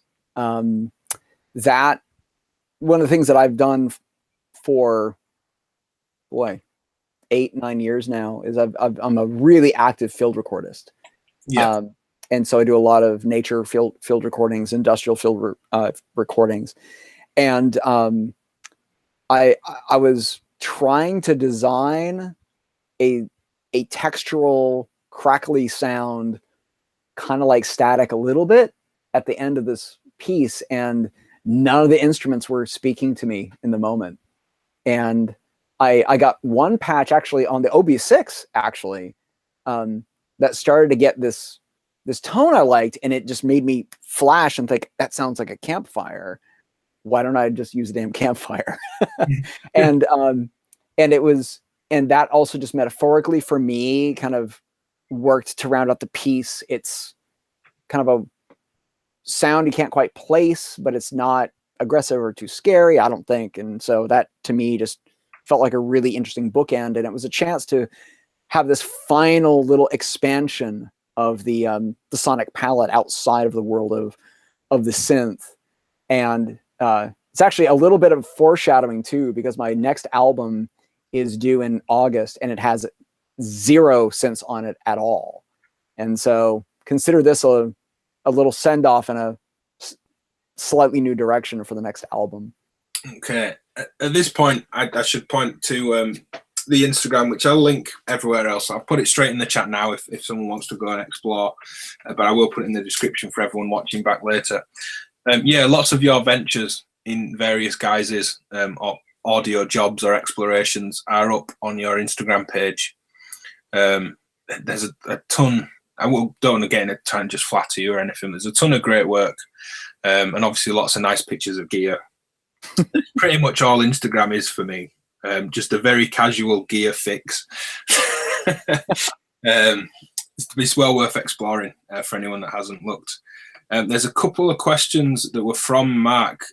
We'd been chatting to Mark about this, me, Nathan, and Mark about this chat beforehand. And Mark left some questions just in case he couldn't make the live show. Let me pull these up. And while you do that, Ben, for your listeners, people might also be interested to know that every album I release, this is totally inspired by CHRYSALIS, who's done this for a long time, and I just find it endlessly interesting. I post production notes for every album I release at music.noisejockey.net. And so there's a lot of very detailed specifics in terms of the background and why the album was made and how, and techniques and how it was mastered and all sorts of stuff. So if anyone is interested in hearing any of that stuff from my past releases or for this one, there's a lot of info there that people can nerd out on. Yeah, it's great. CHRYSALIS doing that around his release was really good. I remember spending a lot of time kind of looking into that. But yeah, background, techniques, instruments. If you've just started this video and you've seen it's so long you don't want to watch it, you wouldn't be at this point in the video. So it's a completely stupid thing to say at this point. Maybe I should just put that in the description. People should just go read the site. There's a lot of stuff covered on there. Well, luckily in this kind of format, we're getting into a lot more detail than a single blog post can get into. So yeah, and lots of side tangents and live interjection and stuff as well. So yeah, one of the things from Mark, has there been any significantly changing kind of evolutions or revolutions in the cases and the instruments shaping the songwriting, or do your ideas shape the choices of modules and gear? Yes to both. Okay. No matter whether you're a musician or a carpenter, just the tools you use shape what you make. It's unavoidable, and is in the best of circumstances, is adding to what you're creating, and it's not something that you're fighting with. If it is, you're using the wrong tool. And so, you know, if people listen to my Etudes series, you know, that's all single instruments for an entire album. And I've had people tell me that there's a similarity in some way, shape, or form between those albums. And I guess that's me, maybe. I don't know. I'm not the judge, but constant. I think that it has to be both. You know, I think that if you subsume your own vision to a tool and let the tool speak for you, that's not optimizing your personal expressivity. Likewise, if you don't let the tool shape the timbres and shape some of the decisions that you make, you're just going to wind up fighting it. And I think that's why a lot of us flip and sell modules a lot, because we get something with that seems to have a certain promise on paper. Then we get it into the studio, you start expressing yourself through it, and it either flows or it doesn't. And so that's, I think, one of the great things about modular, whether it's Eurorack or Surge or Buchla, that you can iterate on the design of your own instrument really, really rapidly, all things considered. And that can really help you figure out, you know, what's your voice, what speaks to you, and what are the tools you need to actually get that out into the world. Yeah, Mark says in the chat as well, the trading scene is gold. It definitely is. It's a huge part of the synth scene. Robert Syra as well says, are we saying, are you saying it shouldn't be fighting his Octatrack? And my response in the chat was, maybe let the Octatrack make some decisions and see what happens. And if it doesn't work, then flip it. Yeah, some people on Instagram have heard me fight with this thing, and I've been doing battle for a couple of years, but I've come around because I've realized that I was just fighting it and not letting it kind of be what it naturally is. And once I kind of let go of some of my preconceptions, it's not the tool I'm always reaching for, but it's a tool that has certain capabilities that actually nothing else in my studio really has. And so I'm definitely coming around on the Octatrack finally. Yeah. I've not delved, so I can't really comment on that thing. I did do some patch design stuff for the Digitone, which had a bit of a learning curve. Oh, cool. Because I had like 2 weeks. It came the day after Boxing Day, and they sent it or told me it was coming, you know, right up to Christmas Eve. It was a really quick turnaround. And it's always one of those things where you think, if I'd had another week, or if I just had it, or had another, if I'd have had a Digitact beforehand, I think I would have flown through the Digitone. It took a little bit longer because I've never used any Electron stuff outside of a little bit of playing around with other people's. I've never owned one.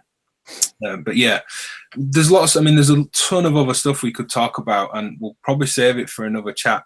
But I would like to talk about briefly, because I think there's a whole other kind of discussion, maybe for a bit more of a roundtable with 4 or 5 people, about mastering audio. But you've been mastering nearly exclusively modular music over the last few months, and that's been an increasing amount of your work. I guess any kind of tips, or you didn't master this release yourself, did you? I did, actually. Did you? Okay. Yeah. I thought for some reason I had the impression you'd sent it to someone else. I don't know. Yeah, the last one I sent it out. When I have time and budget, I always prefer someone else to master my music because they have the objectivity I will never have. Yeah. But this came together so fast, and being a digital release, I decided to do that myself. And when I do that, distance is key. And so you have to sometimes artificially build that distance for yourself. And so what I do is I record, I let it sit. I polish the mix, I let it sit. And then sometimes weeks, actually sometimes a month later, then I'll come back and master it, because then I can listen with fresh ears and have at least a little bit more objectivity. And that's critical. I can't master something that I've created within a week of it being created or mixed. Yeah, very different style of music, but when DivKid started, it was very much kind of club-focused dance music, and I loved the process of, well, the whole thing back to front, but the idea of the writing and the production, and you're kind of mixing as you go, and it was very, you know, layers in a DAW, building loops as we went and so on. Very common, but having this idea of just finishing a production and a rough mix, and then the next session, which, like you said, you build in days between these or a week or more, would be mixing the whole thing down. But we'd always mix the stems, so that between the mix and the master, we would just look at like an 8-track project of stereo tracks, but stereo drums. Here's the bass, the pads, the leads, the effects, vocals if they were there. And it's amazing how much more brutal you are with the work when you're just presented with, here's the stereo drum track. And it's either it needs EQ or it doesn't. It's not a, oh, that third tom hit that we pan slightly left, that's whatever. Maybe I'll go and change the EQ on that. It's a, you know, it's a general, it's almost like mastering in a way of, it's much softer brushstrokes, I find, unless you're having to do kind of surgical repairy type stuff with mastering, but just this shelving things around to make them sit and not being afraid of going, I'm just going to take 3 dB of 1K out on this part. And that might be 14 layers, but you wouldn't, or I wouldn't do that when I have every single layer in front of me. It's nowhere near as objective.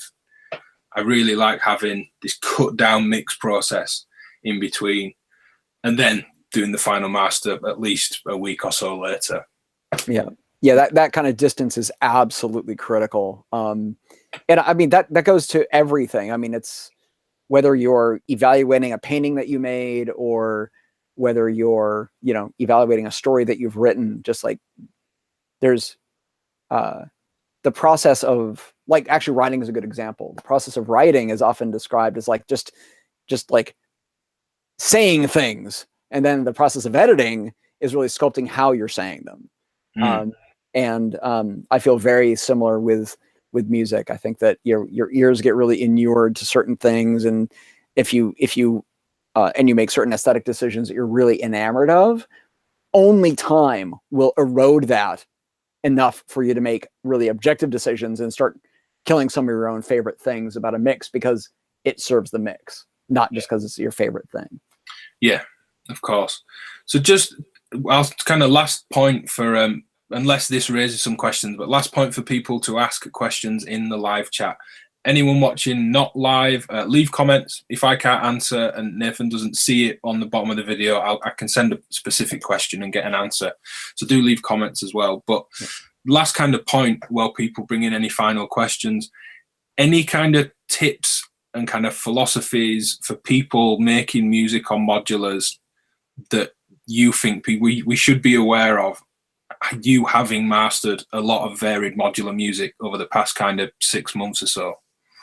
Definitely. I've definitely seen a lot of trends and a lot of patterns. I think that there's a misconception that the dynamic range of modular synthesized music is greater than other kinds of music, and that's just simply objectively not true. I just did a project that was piano and a few other things, very avant-garde kind of neoclassical stuff, and that had a dynamic range of, like, no kidding, 30 dB between the quietest sounding notes and the loudest sounding notes. And I have never seen, even in the most resonant, filtery kind of electronic music, I actually haven't seen a dynamic range that big in a final mix. What is broad, though, is frequency range. Yeah. So always look out for those kind of infrasonic or sub-bass rumbles that are eating up headroom. Having too much bass in a final mix is a constant issue, and that can always be added in mastering less destructively than it can be removed. The issue of phase correlation confuses a lot of people, but that's just making sure that you don't send bass frequencies super wide. It makes some people uncomfortable when they listen to it. It will never collapse down to mono. People poo-poo the idea of mono compatibility, but in this day and age, Bluetooth speakers, home intelligent assistant devices like the Alexa, those are all mono, and that stuff can really matter. And most of your listeners are not in the sweet spot all the time for stereo anyway. So that stuff does matter. Finally, I would say headroom. Do not, if you're recording at 24 bits, irrespective of what your sample rate is, you do not need to record super, super hot anymore, like you did with 16-bit. And a mastering engineer really wants at least 6 dB of headroom up to digital 0 in the final mix. It doesn't have to be exactly that much, but leave some headroom and your stuff's way easier to work with. Finally, when you're doing your final mix and present to your mastering engineer the mix that sounds the way you want it to sound, but don't optimize for how loud it is. That's where the mastering engineer really earns his or her keep. And so mix for sound and expressivity, and don't optimize for getting it as loud as possible. That always comes in the mastering phase. Yeah, I had one recently, and I'm not mastering much modular work. As we discussed slightly before we went on air, it tends to be hip hop and kind of dance, which is a bit of an overlap of what DivKid used to be. But I had a strange one recently where it was a really clean mix, and I just kind of did the master as I felt fit. And they said, oh no, I wanted this like really driven, not the master slam. They wanted this crunch and drive and grunge. And I was like, well, where is that in the mix? No one, and they were completely cool about it. I was like, no mastering engineer would, I don't mean just soft clipping for color. They're not going to kill this. They were like wanting, it's equivalent of not having the distortion pedal on the guitar when you want it. They were like, we want this to smack and just be so grungy, and when the kick hits, the distortion can't cope, so you don't hear the hi-hats till the kick tail ends. And I'm like, no one would have done that. Like, you did, why would I do that? I'd be those are mixed decisions, not mastering decisions. Yeah, and I think just being aware of, just completely leave the volume thing alone, completely. Yeah. Let someone else deal with that. It's a different thing. And also, if the other piece of general advice I have is, when you go to a mastering engineer, be vulnerable and be really transparent. Go to the mastering engineer and say, I'm struggling with this mix because of this. And then you've told them what your intent was and what the gap is that they need to bridge between how your mix sounds and how you want it to sound. Yeah. Expose all the warts. Also expose all of your intent. Say what you were going for, what the emotional content is that you want. Don't pretend that the mastering engineer is someone who just needs to listen to it objectively and they'll make all their own decisions. It's like, no, the more information you give the mastering engineer, the more it's going to sound more like you, the artist. And that is always our job at the end of the day. Yeah, definitely. Simon the Magpie put, a good enough mix needs no master. We'll get into mastering another time. I'd love to have an hour round table with a few people talk about mastering. But Ian Shepherd, who runs productionadvice.com or .co.uk, has a mastering show podcast, which I believe is themasteringshow.com or just masteringshow.com. Really, really good. And he talks about mastering albums, and he's done a lot of work for a lot of years, prolific mastering engineer. And he talks about sometimes there may be a track in an album that needs literally nothing doing to it. I don't process it in any way. And he says that is still mastering, ensuring that it sits where it should sit. So I do agree to an extent with Simon there that a good mix might not need mastering, but it completely depends on the format and what it's for. Here, let's put a finer point on that. An album always can benefit from mastering. A given track may not need any additional processing. Yes. Yeah. And it completely depends on what it's for. An amazing mix that is, it sounds like it's 100% there, but it's a club track and a DJ is going to play it against other tracks, is probably going to need pushing up. Because most club DJs tend not to ride the gains on the ins on the DJ mixers to hit the same points and then mix across. So you have to kind of do that for them. It's about where it's going. But yeah, I agree that you don't have to process everything. I totally agree as well. You don't have to use compression just because it's a standard thing. If your mix doesn't need it or your drums don't need it or whatever, you don't need to. Mark Zeno says he does mixes for TV and there are rules. He kind of disagrees with Simon. But Mark also said it depends on the format. Right. Yep. Simon, I'm jumping back and forth here. Simon's saying that, yeah, playing music through club speakers is mastering. It's not. Playing it through a different output, unless you mean the signal chain in the way that a radio station has its own EQ and mastering. Certainly in the UK, if you mix through like really commercial pop radio and you go back to a just general kind of wider range listening station, it's not as bright and it's not as loud. They have their own master style processing. Well, so does so FM does, YouTube does, Spotify does, like broadcasters do. That's actually really consistent. The only time your stuff will not ever be additionally processed is if you're listening to something you've downloaded, or an actual piece of material that you're not, that, you know, like an album that you're not recompressing when you play it back at home. Everything else will be further processed down the line if it's broadcast in any way, whether it's online or over the air. Yeah. If you're listening to a file, though, even iTunes as a program has a sound check function, which tries to... Very true. So if you put it in quick time, if you're on a Mac, maybe not. Or, you know, I don't know if Media Player does or whatever. This is a completely different topic. Simon himself has just said, dude, he's joking. He's trying to rub us up the wrong way, which yeah. Yeah, I think we've hit a nice point to kind of end on. If any final questions just over the last couple of minutes from anyone. One, do you use a summing bus? Oh, that's a great question. I don't. I design my sounds to have hair going in. So I don't find that I wind up needing that extra little mojo and sauce of summing. I have other friends of mine who make similar music who feel completely the opposite. It's very, very personal per artist and per mixer. I tend to not do that just because of how I design my own sounds and also how I master. Like when I master my own stuff, I tend to add a little bit of kind of aggressive glue on top of everything. It's really subtle, but it's there. So I tend to not do summing. But how about you, Ben? Since we're on the topic, do you use this? No, I mean studios I'd use for more acoustic projects. Yes, recording a bass guitar, I try and, you know, I like the sound of DIs mixed with a mic in front of a bass cab, for example. Totally. But I like those hitting a nice colourful pre on the way in. With the synth stuff, no, not at all.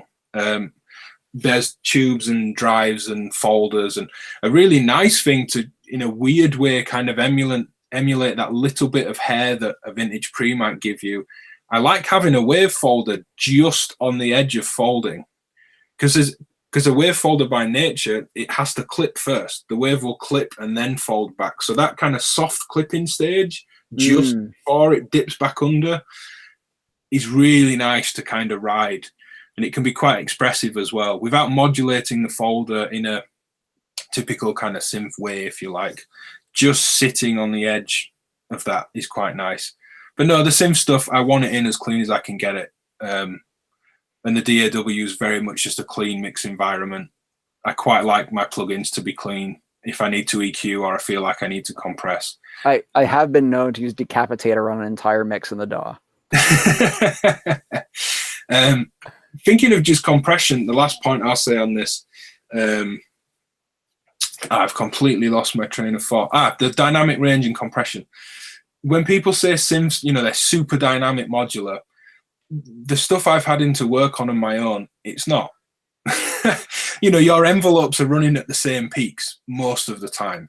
You know, if the peak of your envelope is always 8 volts and it's going into the VCA and all your notes run through that, that's a pretty non-dynamic signal, to be fair. A bass guitar definitely wants some compression. And, you know, I find it funny when people compress heavily overdriven guitars, because the distortion is a type of compression. It's all just squashed and crushed off anyway. Yeah, synths. I don't really feel the need to compress it much. I mean, I do run a little drum modular system, and I like the sound shaping over the drums, but for kind of synth lines, it doesn't really need. Yeah. I mean, it also entirely depends on the style of music too. Like if you listen to Subotnik's Silver Apples of the Moon, that's a really, really dynamic performance. And, you know, there's definitely a very wide dynamic range in terms of quiet to loud. It's almost kind of towards classical in that way, not to the extreme of classical music. But then, you know, you compare that to a Surgeon album, and there's, you know, it's like, it's dynamically consistent, as opposed to, you know, having a dynamic range to speak of. And I love both styles. It just matters, you know, you can't paint all electronic music and say it has extreme or shallow dynamic range. It depends on what you're doing with it. Yeah, totally. It's too wide a range. I've projects at the minute where I have to categorize what I'm doing for something, and it's probably just going to fall under electronic as a banner. But then I'm like, that's all of dance music, you know. But then even just all of dance, I don't want to get into micro genres where going up 2 BPM is a different sub-name of tech house or whatever. but house and techno are different. Drum and bass is very different. Hip hop's very different. It's just this weird. It's kind of an odd one. This big broad brush sometimes, but yeah. Well, I think we've wrapped up every question in the chat. All the stuff I wanted to talk about. We'll do another kind of mastering roundup later in the year. I think it would be great to get a few people on, specifically as you are doing synth stuff and it being a focused mastering for synths. We don't need to talk about what microphone would suit a snare and how best to master for an aggressive acoustic drum sound, or kind of focusing on the synth side of things, because I think it's a completely different approach. You've just got to be aware of the audio, and I think certainly me, it takes a while to develop an ear that, and not to say I've got great ears, just I know where I've come from, and just to be able to listen and sit back and listen properly really does take some time. Absolutely agree. Objective, and we all improve with that over time. But yeah, well, great. Thank you very much for your time. Enjoyable release. I'll link that again in the live chat, the Bandcamp. I will link everything in the description. Anything I don't talk about, if someone says, what was that book you mentioned? What was whatever? Do leave a comment and I will let you know. And I also, Ben, I use your name in vain. If anyone goes to nathanmoody.bandcamp.com and enters DivKid as a code, they'll get 15% off anything for the next 2 days. So that was literally I've been deleting notes as I've gone up my bullet. That was the last thing, 15%. You do, for those into cassettes, there are some cassettes available for the last release. There are a few left, I think. Yep. As well.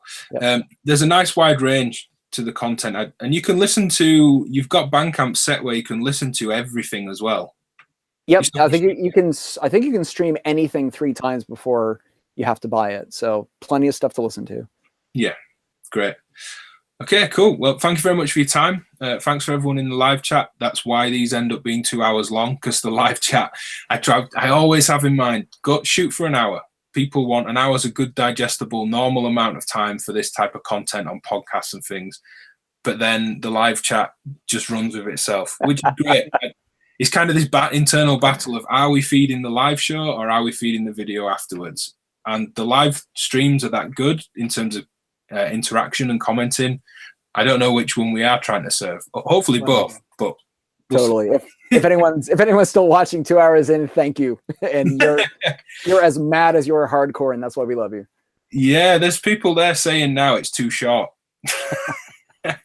It's not. 2 hours isn't too short. Perfect. Well, we'll speak soon. All right. Always a pleasure, Ben. Take care. Cheers, everyone.